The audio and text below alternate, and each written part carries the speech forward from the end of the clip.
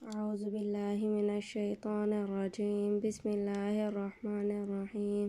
رب اشرح لی صدری ویسر لی امری واحلل عقدۃ من لسانی یفقہوا قولی رب زدنی علما یا حی یا قیوم برحمتک استغیث۔ شروع اللہ کے نام سے جو بڑا مہربان نہایت رحم فرمانے والا۔ کل کہہ دیجئے من کانا کہ کون ہے عدوً دشمن جبرائیل واسطے جبرائیل کے فإنہ پس بے شک وہ نزلہ نازل کیا اس نے علی قلبک آپ کے دل پر بإذن اللہ اللہ کے حکم سے مصدقاً تصدیق کرنے والا ہے لما اس چیز کی بین یدیہ جو اس سے آگے ہے وہدی اور ہدایت ہے وبشریٰ اور خوشخبری ہے للمؤمنین واسطے ایمان والوں کے لیے۔ یہاں پر اللہ تعالیٰ فرما رہے ہیں کہ کہہ دو وہ شخص جو حضرت جبرائیل علیہ السلام کو اپنا دشمن مانتا ہے تو کہہ دیں کہ وہ جو ہے اللہ تبارک و تعالیٰ نے اس کی حضرت جبرائیل علیہ السلام کے اوپر جو کچھ نازل کیا، جو حضرت جبرائیل علیہ السلام آپ صلی اللہ علیہ وآلہ وسلم کے لیے لے کر آتے تھے وہ اللہ تبارک و تعالیٰ کے حکم سے لے کر آتے تھے۔ یہاں پر وہ جو تھے کفار اور یہود جو تھے وہ کہتے تھے کہ وہ یہود کے وہ حضرت جبرائیل علیہ امین کے دشمن تھے۔ وہ کہتے تھے کہ جو یہ سب کچھ نازل کرنا تھا یہ حضرت علی کے اوپر نازل کرنا تھا۔ ایک فرقہ غرابیہ، اس کے بارے میں حضرت مجدد الافسانی لکھتے ہیں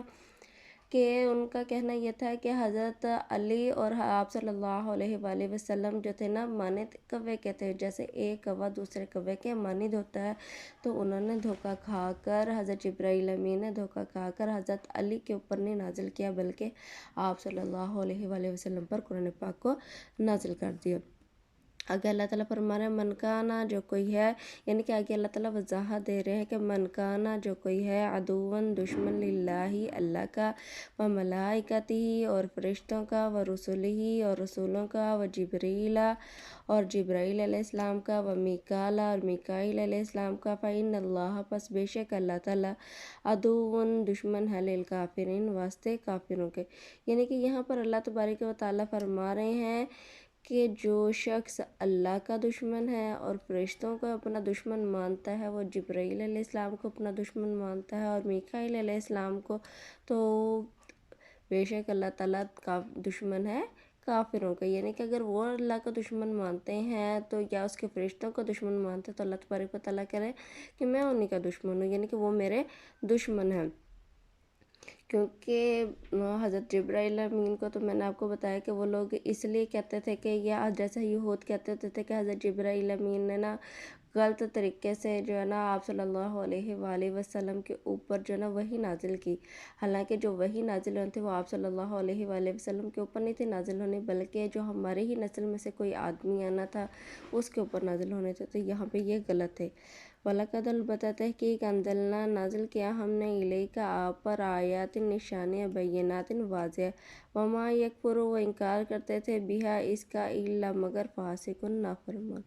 یعنی کہ وہ کہہ رہے ہیں کہ ہم نے آپ یہاں پہ فرمایا جا رہا ہے کہ ہم نے آپ صلی اللہ علیہ وآلہ وسلم پر اور دوسرے انبیاء پر جو نشانیاں نازل کی وہ واضح نشانیاں تھیں، لیکن اس کے باوجود جو منافق تھے جو فاسق تھے وہ انکار کرتے رہتے تھے۔ یعنی کہ جس نے ایمان لے کر آنا تو وہ تو چھوٹی سی بات کے اوپر بھی ایمان لے آئے گا، جس نے نہیں ایمان لے کر آنا تو وہ بڑی سے بڑی بات بھی ہو جائے گی تو اس کے اوپر ایمان نہیں لے کر آئے گا۔ کلما اور جب کبھی عہد انہوں نے وعدہ لیا، وعدہ لینا نبذا توڑ دیا فریقن ایک گروہ نے منہ اس کو بلکہ اکثرہم اکثر ان میں سے لا یؤمنون نہیں وہ ایمان لاتے۔ یعنی کہ اگر جب ان کو کہا جاتا ہے کہ وعدہ کرو تو مطلب اگر وہ کبھی کہتا ہے کہ ہم نے وعدہ کیا تھا تو اس وعدے کو وہ توڑ دیتے، اور ان میں سے بلکہ اکثرہم اکثر ان میں سے لا یؤمنون نہیں جانتے تھے۔ یعنی کہ کتنے ہی لوگ ان میں سے تو جس چیز کو جانتے ہی نہیں تھے۔ ولما اور جب جاءہم آئے ان کے پاس رسول من عند اللہ اللہ کی طرف سے مصدقاً تصدیق کرنے والے تھے لما اس چیز کی معاہم جو ان کے ساتھ تھے نبذا توڑ دیا فریقم ایک گروہ نے من الذین ان لوگوں کو اوتوا الکتاب جو دیے گئے کتاب اللہ اللہ کی کتاب وراء ظہورہم ورا پیچھے ظہورہم اپنے پشتوں کے کأنہم گویا کہ وہ لا یعلمون نہیں جانتے۔ یہاں پہ یہود کی بات کی جا رہی ہے کہ جیسا اللہ تبارک و تعالیٰ نے ان کو جو کتاب تورات دی تھی تو اس کتاب کے اندر اللہ تعالیٰ نے واضح لکھا تھا کہ ایک آخری نبی آنے والا ہے، اور جب آپ صلی اللہ علیہ وسلم تشریف لے کر آئے تو انہوں نے تورات کو ہی پیچھے کر دیا کہ جیسے وہ کہنے لگے کہ اب ہم کیا کریں، ہمیں تو پتہ ہی نہیں ہے۔ تو ان کے جو لوگ تھے وہ پوچھتے تھے کہ یہ وہی نبی ہے جو آخری نبی کے تم لوگ کہتے تھے آخری نبی آئے گا، آخری نبی آئے گا۔ ان لوگوں کو تو یہ امید تھی نا کہ جو آخری نبی آئے گا وہ ہماری نسل میں سے ہوگا،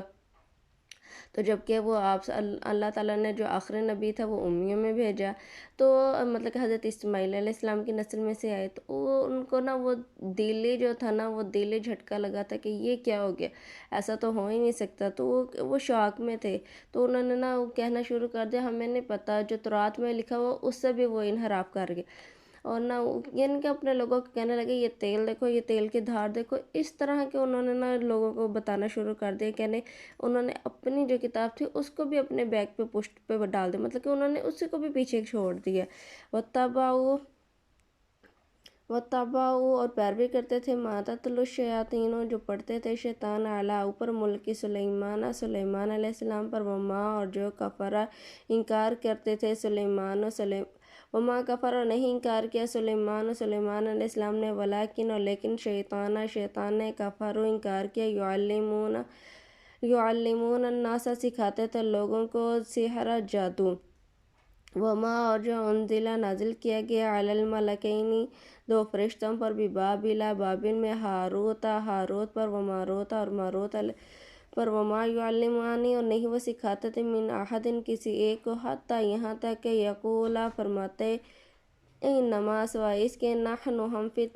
فتنے میں ہیں، فلا تکفر نہ تم کفر کرو، یعنی کہ ہم پر آزمائش ہے تم اس پر انکار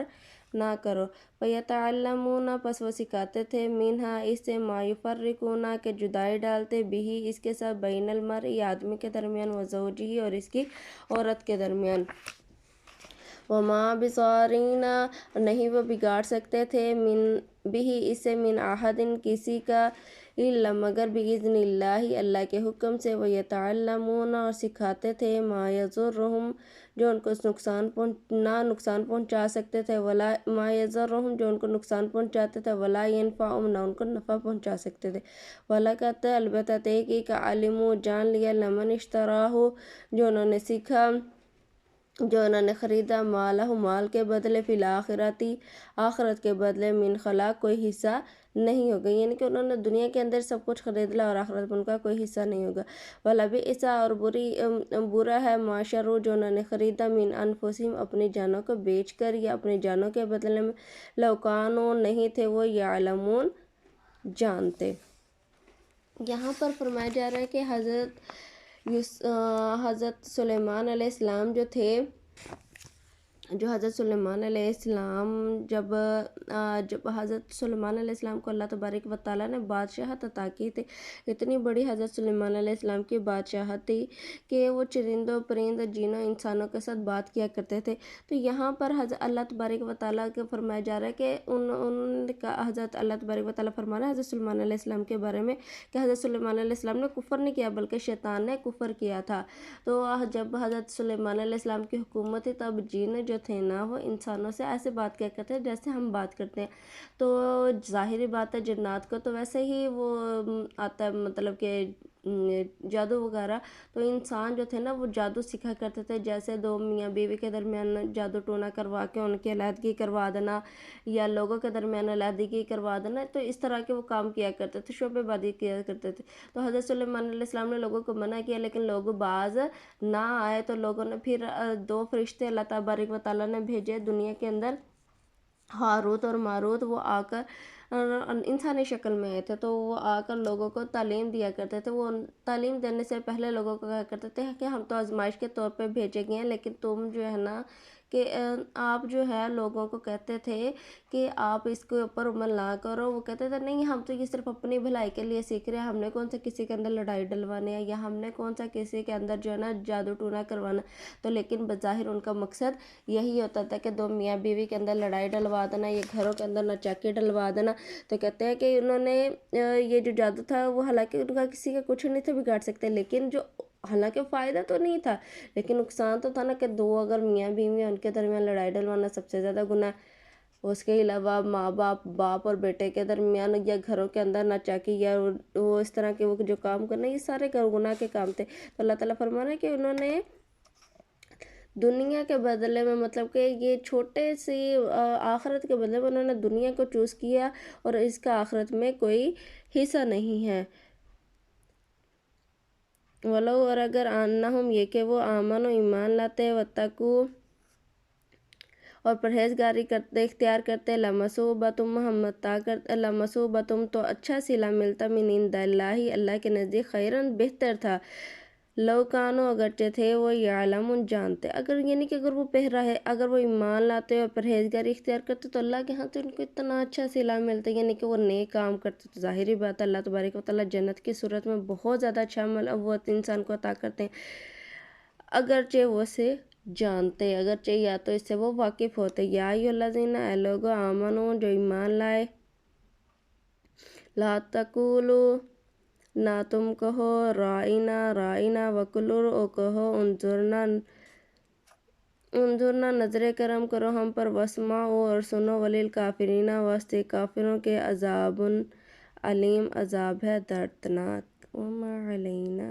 الا البلاغ المبین۔ اللہ تعالیٰ ہمیں سننے اور سمجھنے کی توفیق عطا فرمائے۔ اس کی تفسیر ہم کل کریں گے انشاءاللہ تعالی۔